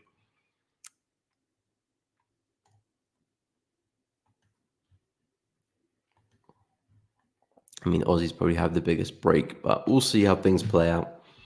We'll see. We don't really have any yen news, but then again, yen can just do whatever, whenever, really, with the Bank of Japan. It's not like a pre-planned news event, as in 2 a.m. on Wednesday, we're going to do something. I mean, of course, they will have their interest rates and inflation, all of that, but they could very much do something outside of those hours as well. So that's what we always have to be really careful with yen, especially intraday, because if you're on the wrong side of that, it could get quite ugly.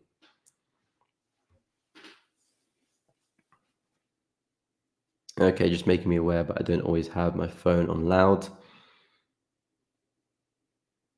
Okay, school alarm, run to 7 alarms 5 hours ago, then I go, and okay, fair enough, fair enough.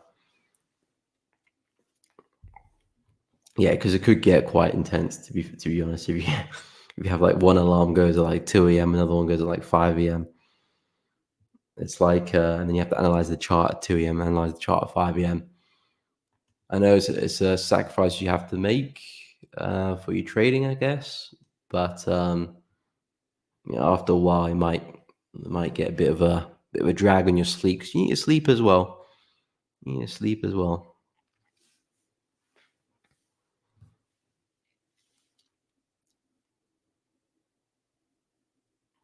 J225 Asia. Okay. Indices of momentum. Fair enough. I mean, UK 100, I wouldn't say is the best representation of momentum. I think NAS is probably a little bit better. I mean, of course, it does have its moments, but it's a bit more choppy. I know JP225 has very, very nice moments in terms of momentum as well. The DAX does as well. I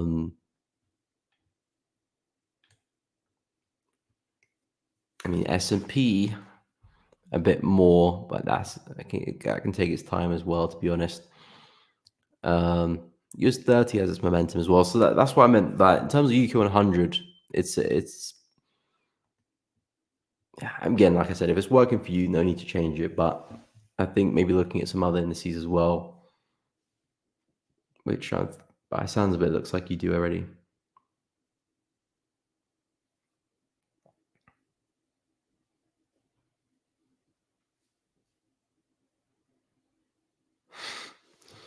CAD yen, okay, just doesn't mean get in. Yeah, I'll go analyze it for a buy. Okay, fair enough.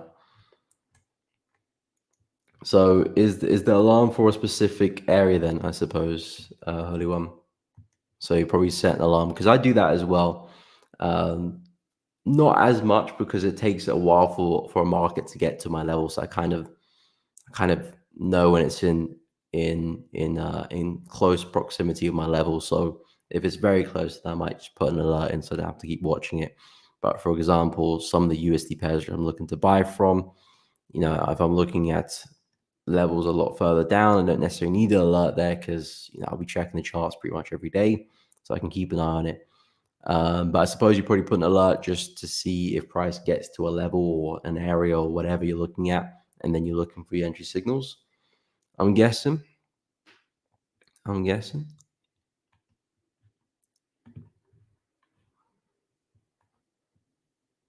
Is oil still bullish? Yes, it is. I mean, CAD is still pretty strong as well. Yep.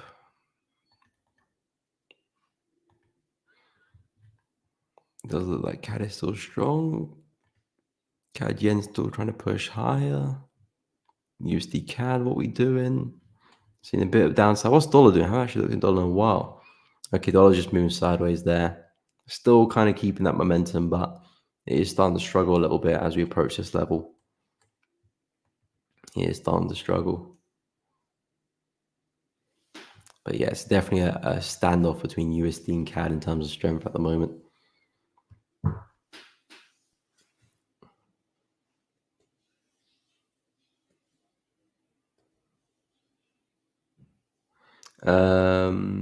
Yes, a markup. Okay. Look at the weekly, analyze down before I get in. Okay, fair enough. Fair enough. Everything's going off at the moment for you. Forex alerts. What's is that a different like alert system? Is that like an alert system on NT4 or something? I mean, I use the one on TradingView, but yeah, what's Forex alerts?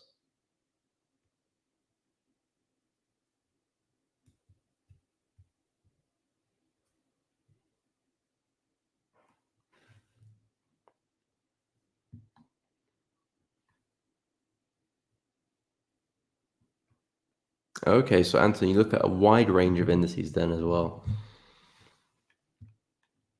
not just UK 100 and DAX. Looking at the Japanese. Do you look at the US indices as well? I think you do. Okay, that's on the iPhone App Store. Okay, yeah, I've never heard of that. I know. I think MT4 or MT5, they do have some type of alert system as well. I've never used it. I've only ever used trade alerts on TradingView. To be honest, I mean, it works pretty well, so I can't knock it. Just a little add button here on the right, add alert there, and hey presto, and it works pretty well. But yeah, it looks like obviously Trevor's trying to pick up some momentum again. I think this one probably will keep moving sideways until the news in the morning. So we'll see how that gets going. Panya not looking too great, but Aussie CHF looking a lot better. And the thing is, New Zealand CHF is still dropping pretty hard, but Aussie CHF is still taking its time, and that means AUD is still gliding. Yeah, I'm not even trading it, but it's still annoying me. How does that even happen? In terms of my pairs on my watch list, well, I'm very much looking just to manage the pairs I've got, the trades I've got at the moment. So I'm not really in the business of trying to look to open new positions until I can remove risk from either one of those two trades I'm in first. But once that does happen, then I'll start looking at some USD pairs because I do like a lot of these USD pairs. Pound USD looks good, and USD looks good. I like this low down here for a buy. Aussie dollar, I've got a couple levels I'm looking at, this area here, that area there as well for a buy. So USD pairs I will be looking at as well, and potentially New Zealand CAD as well. I like the low here for a buy as well for a push to the upside. Aussie CAD I like as well, but I think Aussie CAD looks a little bit better to me, so I'll focus on that one a lot more and see what we can do there as well. So of course, gold and silver, I'm always still looking for buys for these guys. It's just that they're taking their sweet time at the moment. So yeah, that's kind of where I'm at in terms of my watch list.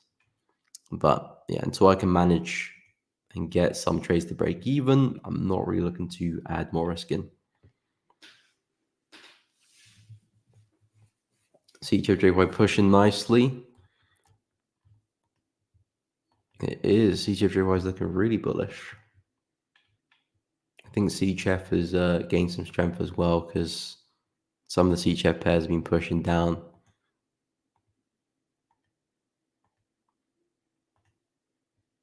I mean, not against Euro though. Euro looks pretty strong. But yeah, CHFJY is pushing up. Do you have a target for that one, Hurley one? I mean, normally your targets are roughly around the high, isn't it? And we're not far off that. What's up, Wada? Welcome to the stream. Hope you're well. All right, Hurley one. Catch you tomorrow, man. Take care. All right. Time to sell USD CAD. Okay, I'll take a look at USD CAD as well.